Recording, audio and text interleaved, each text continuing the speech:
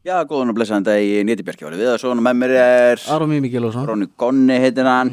Við erum komið með geggjaðan gest sem hefur hjálpað mér mikið í mínum bata gagnvart áfengi og vímuefnum og bara andlegri heilsu. Það er hún Sara Pálsdóttir.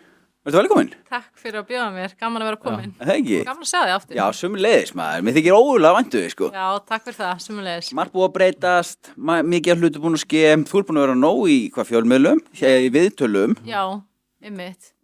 Var einhver svona ákvörðu og ákvaðast að fara í viðtöl eða varstu Já, algjörlega og ástæða fyrir því að ég verið að stíga mikið fram og svona segja mína sögu er náttúrulega til þess að koma von á framfæri og hjálpa þeim sem eru að glíma við þá vanheilsu sem ég var að glíma við, þessi krónísku neikvæðu einkenni til þess og bara þannig að fólk heyri, tengi við og fái upplýsingur já, ok, það er hægt að fá bata, það er hægt að fá frelsi, það er hægt að fara, þú veist, frá því að vera lamandi veikur yfir að vera heilbröður og glaður og frjáls og það er ástæðan fyrir því að ég hef ákveðið að stíga fram og segja mínu sögu opinberlega. Já, það þóra líka ekkert allir að tala þessa hluti, sko, þannig að það er einhvern veginn stórt skref að gera það, sko. Það er rosalega stórt skref og það er rosalega frelsandi og þegar ég glímdi við fíknisjúkdóm og átröskun og þegar ég var veik á sínum tíma þá hefði ég frekar dáið heldur en að draga mínar beinagrindur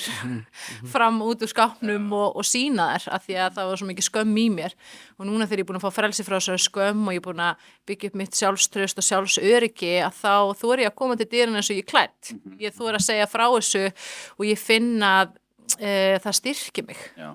Þú veist, og það gefur mér meira svona trúveruleika út af við að það eru allir að glíma við eitthvað. Þú veist, það er engin fullkomin og fólk er ekkert að tengja við fullkomleika. Fólk er að tengja við einlega raunverulega frásagnir og það skiptir miklu máli að sé von. Af því að þegar ég var þarna úti að glíma við mín veikindi, jafnvel eftir að ég var hætt að drekka og hætt að nota, þá var ég ennþá að glíma við brotna sjálfsmynd og kvíða og króníska verki og þreytu og þú veist, og það vantaði einhverja rödd, eitthvað sem ég gat tengt við að ég gæti fengið að vita að það væri hægt að fá frelsi frá þessu.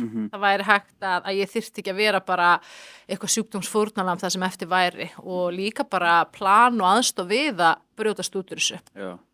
Hvernig var eins og veist æskaðin og hvernig byrjar eins og þú varst að tala eins og þá komst ekki út úr húsi á fyrirsögnin sko, komst ekki út úr húsi fyrir að heita landasala, það er alltaf reynda það er alltaf gert sko. Þessar selja mest, sko.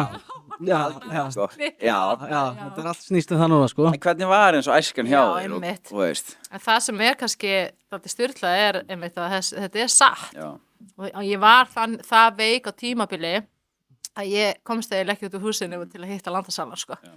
Og og þá var ég mjög djúpt sokkin í minni neyslu og ég var bara svona algjör alki, þú veist, bara vaknaði, drakk þar til eða bara datt út og misti meðutund og svo bara gerðist aftur að sama daginn eftir, þannig að ég var svona mjög svæsin alkohólisti og fólk á oft erfitt með að trúa því, þú veist, það finnst það ekki sjást á mér eða finnst það ekki skynja á vitsmunum, en það er bara þannig að það er hægt að fá bata frá öllu og það er það sem ég trúi og það er hægt að fá bata og líka síðan nýta reynsluna til þess að bara skara fram úr eða hjálpa öðrum eða gera eitthvað stórkostlega hluti og